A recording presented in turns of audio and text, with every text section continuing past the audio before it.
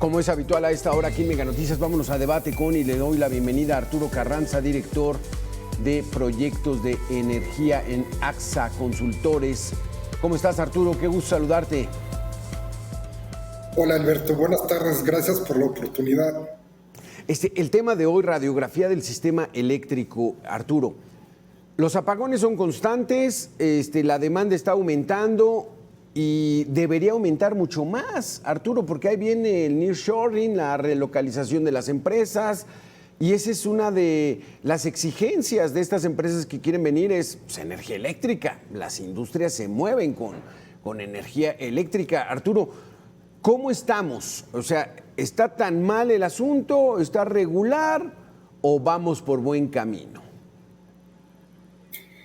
Claro, Alberto, yo creo que de cara a los estados operativos de emergencia que el SENACE publicó en mayo pasado, de cara a las fallas en el suministro eléctrico de ese mes, uno puede asegurar, de acuerdo a la realidad, que el sistema eléctrico nacional opera en condiciones de estrés muy altas.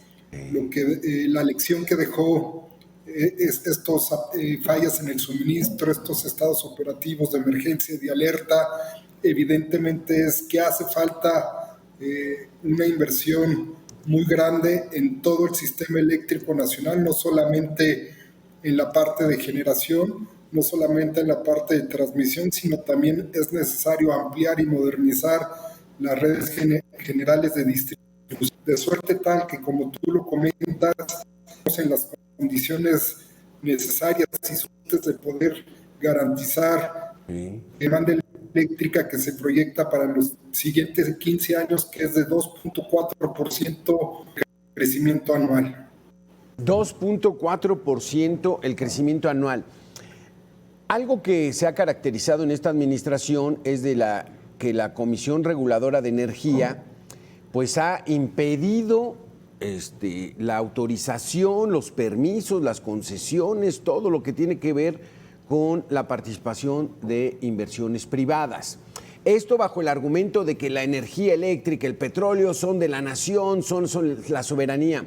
En 2024, pues estos argumentos pues ya suenan muy viejos, ¿no? Anacrónicos, antiguos, Arturo. Sí. Para nadie es un secreto que en los últimos 5 años, Alberto, la Reguladora de Energía instrumentó una política regulatoria en materia energética restrictiva. Esta política regulatoria estuvo orientada principalmente para lograr dos. El primero de ellos es el de favorecer a la Comisión Federal de Electricidad. El segundo de ellos tenía que ver con lo que en su momento la Secretaría de Energía llamó el ordenamiento del mercado eléctrico. ¿Qué es este ordenamiento del mercado eléctrico? Pues sencillamente meter freno a la autorización de eléctricos para que la generación que se estaba diciendo en el sistema eléctrico nacional no fuera es adicional para las redes eléctricas, de suerte se pudiese favorecer conceptos como la seguridad y fiabilidad en la operación del sistema eléctrico nacional. En todo caso, a final de cuentas, como tú lo comentas, la política regulatoria restrictiva hoy en día parece completa porque existen tecnologías y existe un tema con la necesidad energética que es muy necesario atender. Aquí hay que entender, Arturo, vamos a hacer una pequeña pausa de 2 minutos, pero vamos a entender eso. ¿Es tan malo que haya inversión privada nacional y extranjera en la generación, distribución y almacenamiento de energía eléctrica? ¿Es tan malo? Vamos a tratar de entender esa lógica de esta administración que los ve como enemigos. Vamos a hacer una pausa y regresamos, Arturo. Vamos a escuchar esto que no tiene que ver con la energía eléctrica, pero pues es esa política energética del actual gobierno. Las 6 refinerías operan con pérdidas enormes. Mientras más las pongan a refinar, más dinero van a perder. Y para que no pierdan dinero, deben tener mucha inversión, pero el problema es que el país ya no tiene dinero. Entonces Pemex se está convirtiendo en un agujero negro donde se va todo el dinero, ¿no? Pierde cantidades descomunales de dinero del pueblo de México. Así lo dijo Rosanetti Barrios, analista independiente del sector energético, en entrevista aquí con Mega Noticias. Directores generales que en el caso de Pemex lo que le trajeron a México son estas pérdidas extraordinarias, perdió el grado de inversión, ya nadie le quiere prestar, es una empresa que está en la peor crisis de toda su historia, perdió capacidad de producción de crudo, en fin, entonces, en la peor crisis de toda su historia. En el caso de la empresa eléctrica, el director general los deja con apagones. Entonces, y con una empresa que tiene costos de operación muy altos, que depende cada vez más de subsidios, en fin. Yo te diría, bueno, pues esos son los resultados que entregan en cualquier situación, trates de la empresa que se trate, pues me parece que a los directores generales que te entregan después de 6 años, unas empresas brutalmente emproblemadas no estaban así las entregan, pues me parece que esto debería ser evaluado con mucho cuidado. Es eso. La tentación de los funcionarios públicos que son políticos, no es su dinero, pues los lleva a tomar decisiones o de corrupción o de desvío de recursos u ocurrencias que nada sirven. Pero ¿es tan mala la inversión privada nacional y extranjera en el sector energético, Arturo Carranza? Hay que tenerle mucho miedo. A lo mejor tienen razón los del gobierno. Son saqueadores, vienen por el dinero, los recursos naturales de México.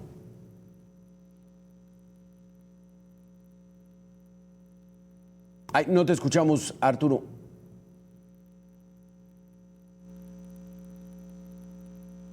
No te escuchamos. A ver, vamos a ver si Bueno, Ahí estás. Claro, te comentaba. Desde luego que la inversión privada es una herramienta necesaria para poder garantizar la demanda de energía eléctrica en el país. El Estado mexicano no puede hacerlo por cuenta propia. Las inversiones que la Comisión Federal de Electricidad ha realizado en los últimos 5 años, más o menos del orden de los 19,000 millones de dólares, no son suficientes para poder garantizar un servicio de energía eléctrica de calidad. Y creo que en la medida en que podamos el Estado mexicano contar con un organismo regulador fuerte que pueda establecer reglas equitativas, en esa misma medida los privados se podrán ejercer como una herramienta muy útil y eficiente para garantizar, insisto, las necesidades energéticas de este país, Alberto. ¿Qué países son los que tienen total control del sector energético y que les va bien, Arturo? En el mundo son pocos países los que tienen un mercado de energía eléctrica totalmente cerrado, Alberto. A nivel global, la mayoría de los mercados operan de manera abierta, pero insisto, con órganos reguladores que garantizan reglas equitativas para todos los participantes, de suerte tal que no es lo que comento aquí no es una necesidad observar lo que sucede en otros países. Creo que la forma en que el sistema eléctrico mexicano operó en el sexenio pasado, creo que la forma en que la Comisión Reguladora de Energía ejerció un papel ejemplar en la administración pasada es un buen ejemplo para poder ilustrar cómo a partir de reglas equitativas se puede garantizar un suministro eléctrico de calidad. Pero el discurso oficial fue totalmente lo contrario, Arturo. O sea, corrieron al director, al titular de la Comisión Reguladora de Energía, porque acusaron al gobierno de Peña Nieto de estar vendiendo a la inversión extranjera los recursos mexicanos. Y eso la gente lo creyó, y eso la gente lo cree. Cree que los malos son los que están privatizando. O sea, la privatización es el gran enemigo de México. Así lo manejan, Arturo. Sí, justamente esto que tú comentas fue lo que sucedió en los últimos 5 años. Y el saldo de esta política energética que dejó en un segundo plano a las empresas privadas se puede observar hoy en día, y era lo que comentábamos al inicio de esta conversación, sí. Alberto, ¿cuál es este saldo? Pues definitivamente un servicio de energía eléctrica con la calidad no suficiente, un servicio de energía eléctrica que no cumple con principios básicos como la confiabilidad, sí. Un servicio eléctrico que está expuesto a fallas constantes en la entrega de la energía misma, y de suerte tal que después de estos 5 años lo que nos queda ahora es reflexionar sobre lo que tenemos que hacer para poder, en términos generales, garantizar un servicio de energía sí. eléctrica de calidad. Insisto, una reflexión que se tiene que dar en el marco de un contexto que destaca por la llegada de inversiones producto del proceso de relocalización, y que destaca en el contexto de necesidades energéticas que se incrementan día a día por la actividad económica en nuestro país. Pero es un análisis y una discusión que tiene poco como para avanzar. Arturo, vamos con Abril Moreno, si me permites, directora general de Energía a Debate. Abril, el asunto está, voy a tratar de parafrasear al gobierno actual, al gobierno del presidente López Obrador. El neoliberalismo entrega a las empresas privadas y sobre todo extranjeras los recursos naturales de México. No lo vamos a permitir. Son saqueadores, roban la energía y el dinero al pueblo de México. Por ello el control debe estar en la CFE, en la generación de energía eléctrica. Abril, y ya lo dijo Claudia Sheinbaum, el neoliberalismo es el que nos vamos a sacudir y entramos a un nuevo modelo. ¿No va a haber inversión privada en el sector energético en el próximo sexenio? ¿Cómo estás, Alberto? Buenas tardes, primero a ti, a tu auditorio, y Arturo, un saludo. No, a ver, vamos por partes. Lo primero que me preguntas es, la iniciativa privada realmente es una saqueadora. Yo los invitaría a todos, incluso al gobierno, a que vayan al Istmo de Tehuantepec, en donde el desarrollo del Istmo a través de las empresas privadas de generación eólica ha tenido un crecimiento impresionante. Es decir, los 5 municipios en donde están situadas las empresas de energía eólica, las eólicas en el Istmo, sí, tienen un crecimiento arriba del promedio de todo el estado. Si tú vas y les platicas con los presidentes municipales y les dices que se va a salir la inversión, ellos te dicen, oiga, licenciado, a mí no me importa qué país venga, yo lo que necesito es que sigamos teniendo crecimiento, porque hoy, gracias a estas empresas, sus hijos van a las universidades, porque gracias a estas empresas, si tú vas al Istmo, la primera vez que yo fui, yo me esperaba un pueblito empedrado, está bien pavimentado, tiene escuelas, tiene centros deportivos, los chavos van a las universidades, hay un impuesto que se genera, que le llaman el impuesto del aire, que viene, se le da tanto al gobierno federal, luego los impuestos que cobran los municipales, más toda la derrama de los proyectos sociales que están dando estas empresas privadas. Entonces, si tú vas al Istmo, es un claro ejemplo del crecimiento y del apoyo, que dan empleo directo e indirecto. Sí. Entonces, ese es un claro ejemplo de cómo las empresas privadas han logrado detonar el crecimiento del desarrollo de lugares en donde ellos operan, ¿no? Entonces, yo no estoy de acuerdo. Y si nos vamos en la parte petrolera, por ejemplo, hoy tenemos a un aunque diga al gobierno que no, pues Petróleos Mexicanos es un barril sin fondo. Y entonces el Hacienda no solamente le condona el derecho, el DUC, el derecho de utilidad compartida, en donde a los privados se les cobra el 70% en estos impuestos, a Pemex se le había reducido hasta el 30% y hoy simplemente lo tiene condonado por no sé cuánto tiempo y ya no cobra este impuesto, además de las inyecciones continuas que tiene que generar Hacienda para Petróleos Mexicanos, ¿no? Entonces, si nos vamos por esas partes, y cuando hubieron las rondas petroleras, pues las empresas que ganaron generaron una derrama, una inversión muy importante para poder ganar las rondas petroleras. Entonces, no veo de dónde esta frase que diga que las empresas o el neoliberalismo afecta al país o no genera empleos. Al contrario, Petróleos Mexicanos, parte de por qué no ha podido desarrollar su estrategia es porque no tiene dinero, es porque ha tenido que trabajar ha trabajado en los pozos maduros, en donde ya están, prácticamente se han acabado pues la producción de ahí, porque no tiene tampoco la experiencia para irse a aguas profundas, ¿no? Sí. ¿Y de dónde, qué se requiere? Pues que venga la empresa privada para poder aprovechar estas experiencias. Incluso si nos vamos al litio, que ahora tenemos Litomex, que no se ha hecho absolutamente nada desde que se abrió, pues porque el gobierno no tiene el recurso económico, porque no tiene el recurso técnico, porque no tiene la experiencia. Entonces, sí, claro. ¿Quién va a poder desarrollar eso? Eso lo puedo entender, eso lo puedo entender. Vamos a hacer una pequeña pausa de 2 minutos y regresamos. O sea, la necesidad ahí está, pero la ideología es la que se está imponiendo, Arturo y Abril.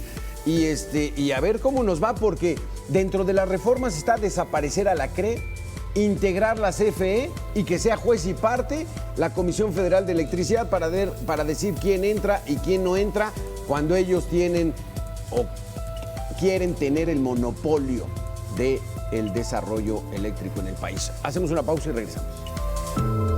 Abril, Arturo, de acuerdo a lo que nos acabas de decir, Abril, esto pareciera que solamente es de dientes para afuera, como dicen coloquialmente, es solamente el discurso, pero son tan neoliberales como los más neoliberales. Pero Arturo Carranza, en estas reformas está desaparecer a la Comisión Reguladora de Energía, integrarla a la CFE y entonces que sea la CFE la que decida. Pues eso no le va a gustar a los inversionistas, al gran capital. El capital viene por la ganancia en todo el mundo, incluso en México. Entonces, ¿cómo ves esto, Arturo? ¿Pasará o no pasará? Sí. Bueno, evidentemente, de acuerdo al panorama político, resultado de las elecciones pasadas del 2 de junio, es muy probable que la propuesta en materia de modificar el estatus de los organismos públicos autónomos pase en el sentido que quiere el partido oficial. Esto tendría desde luego algunas consecuencias para la industria eléctrica, para la industria de los hidrocarburos, en términos de que lo que pasaría es que ahora los órganos reguladores, la Comisión Reguladora de Energía y la Comisión Nacional de Hidrocarburos, estarían sectorizados, y no solamente sectorizados, sino que formarían parte, como tú ya lo comentas, de la Secretaría de Energía, restándoles autonomía en las decisiones y en las reglas que establezcan. Esto desde luego podría afectar o impactar seriamente el funcionamiento de los diferentes mercados energéticos en México, porque podría dar pie al establecimiento de reglas inequitativas, a saber, reglas que pudiesen favorecer a las empresas públicas de energía a costa de afectar los intereses de los privados, en un contexto, como ya lo hemos comentado, Alberto, de la necesidad de contar con la participación de los privados como herramienta para satisfacer las necesidades energéticas del país.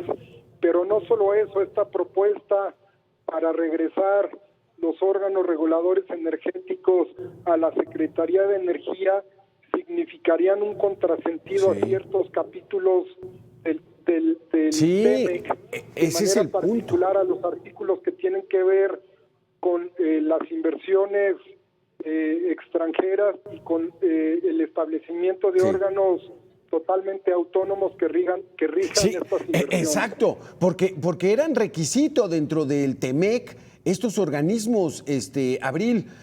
¿Crees tú que se van a atrever a desaparecerlos, a integrarlos a la CFE, que decida la secretaria de Energía, Luz Helena González, quien también tiene muy poca experiencia en el sector, que prácticamente quien va a decidir pues va a ser la presidenta de México? Se nos está acabando el tiempo, pero ¿cómo ves esto, Abril?